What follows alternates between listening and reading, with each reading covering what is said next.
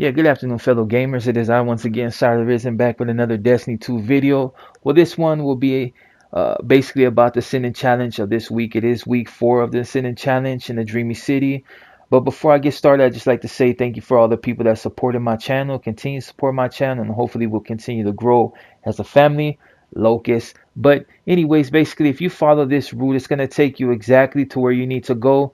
I did make a detour for those who don't have the tincture of queen foil, which is the little vial that you pop and allows you to ascend, and then allows you to see basically a porthole that opens up for you to jump through, and then that's when the challenge really begins. But keep in mind, for those who don't know, and like I said, let me rephrase that, for those who don't know that might be new to this game, it is basically gonna only last you 30 minutes, and 30 minutes seems like a long time, but when you're running through ascendant challenges, it can get hard. The light level is like basically 550, but if unless you're exactly 550, you're only going to be doing a certain amount of damage. The sword bearers that you're going to need to hit with the sword, you're going to notice you're not doing enough damage, and it's going to take that much longer in order to get through this particular encounter. And it's a mechanic to it, which I will explain in a minute. But basically, like I said, when you follow this route, it's going to take you to downstairs to a chamber where you can basically buy the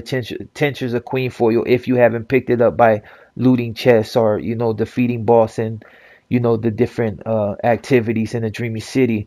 So you're going to want to follow this route. Like I said, if you don't got the tincture of queen foil, you can, or if you already have the tincture of queen foil, you can pretty much fast forward this video until you're past this part, and then it will show you exactly where you need to go in order to accomplish what you need to accomplish.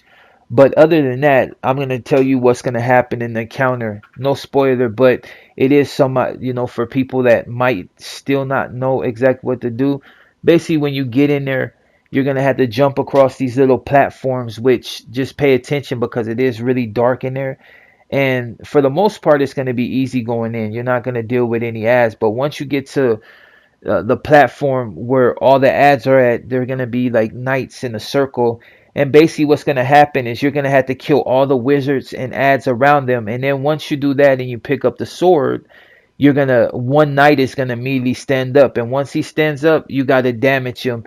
But keep in mind, every time you damage him, it's going to spawn ads. And when you finally kill him, it's going to spawn ads. At the same time, that will be when the other two knights stand up. And they're just basically what you would consider bullet sponge. But seeing that you can't use bullets, they're immune to everything outside of the knives or the swords.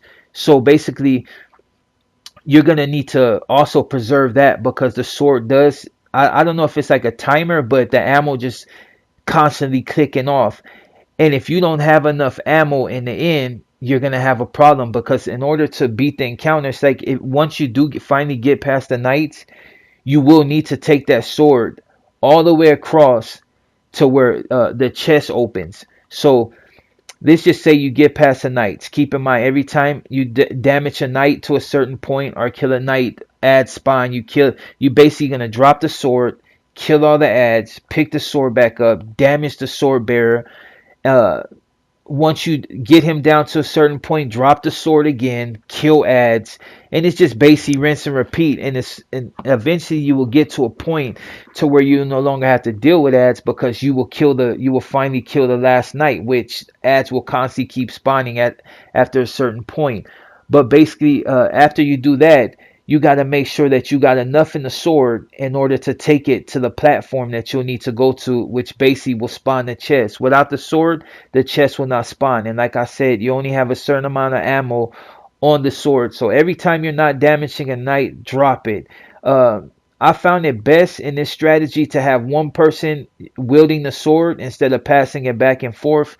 One person wield the sword, the other one basically, when there's ads, just jump to the side. There would be like little platforms of rocks that are just out there. You can jump on them, and just basically all you have to do is pick the ads off with a bow and arrow, and it makes it a lot easier. Like I said, you'll see it in the gameplay exactly what needs to take place. But like I said, basically you go there, you kill all the ads, you kill the wizards, grab the sword, damage the knight, finally kill a knight. It'll be a basically rinse and repeat, and you do that until they're all done. And then in the end, once you finally kill the knight, all ads will despawn, and then from that point it's basically a race against time, and you hopefully you'll have at least three something on the sword like we had.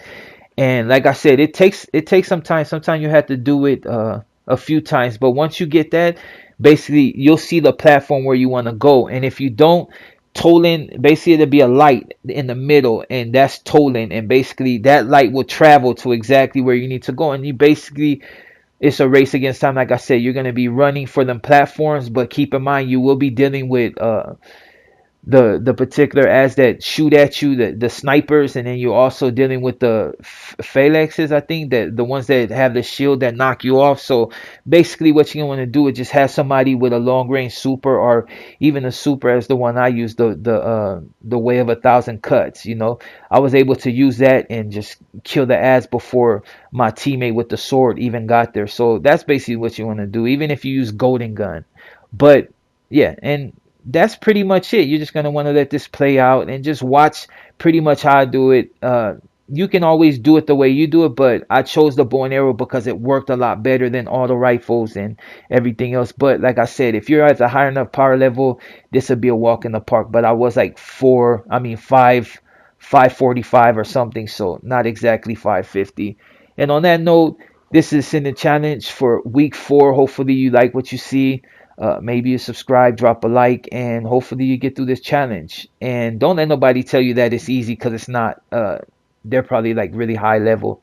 There is people that solo it, but like I said, beside the point. You enjoy the rest of your day. My name is Sire the Risen, and I'm out late.